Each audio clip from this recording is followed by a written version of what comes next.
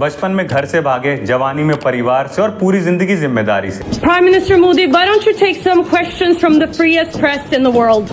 अरे मोदी जी जवाब तो देते जाइए। ये टीवी वाले भाई, लेकिन आप लोग इस बात का इतना हो हल्ला क्यों मचा रहे हो? ये स्क्रिप्टेड इंटरव्यूज में ऐसे जवाब देते हैं। लोग अमीर हैं वो और अमीर होते जा रहे हैं, जो गरीब हैं वो और गरीब होते जा रहे हैं। कि भारत की इकोनॉमिक ग्रोथ इस वक्त के शेप है कि ऊपर लोग अमीर हो रहे हैं और नीचे लोग गरीब हो रहे हैं। आप इसको कैसे देखते हैं, जो इनकम इनक्वालिटी का विषय?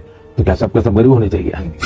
जब 10-12 साल से अपने देश में प्रेस कॉन्फ्रेंस अटेंड नहीं की जहां ऐसे दलाल पाल रखे, तो उधर की मीडिया रैंकिंग तो 1 पर है। वो ऐसे सवाल तो करते नहीं। प्यार अब की बार 400 पार। किसी ने लिखा दिल का भंवर करे पुकार, अब की बार 400 पार। इतनी ऊर्जा आप कहां से लेकर आते हैं? सच बताइए, why don't you get tired? आप थकते क्यों नहीं हैं? प्रधानमंत्री जी, आप इतनी मेहनत करते हैं, इतना काम करते हैं, आप वाकई थकते क्यों नहीं हैं? पूछना है Bharat, nation wants to know, आप इतने रिलैक्स कैसे रहते हैं? जेन जी जनरेशन आपसे पूछा जाती है, आपका कोई बेस्ट फ्रेंड है? नरेंद्र मोदी का कोई बेस्ट फ्रेंड है? BFF, best friend forever. तुम प्रेस कॉन्फ्रेंस की बात कर रहे हो, इन्हें कांग्रेस और नेहरू को गाली देने के लिए भी टेलीप्रॉम्प्टर लगता है, उसमें भी ये रिजल्ट आता है। ओवरलोडेड बायोडिग्रेडेबल मूड बनाने भी डिग्रेडेबल एडिबल ऑयल और मल्टीलेटरिज्म के सामने चुनौती लॉजिस्टिक सिस्टम को और अधिक। हालांकि प्रधानमंत्री बनने से पहले इन्होंने एक अनस्क्रिप्टेड इंटरव्यू किया था। लोग कहते हैं कि आप इंटरनेशनल एम्बैरेसमेंट है भारत की। इनको उनके दोस्त कभी हिटलर, कभी रावण, कभी दुर्योधन कहते थे। बच्चे यमराज है, ये इंसान है।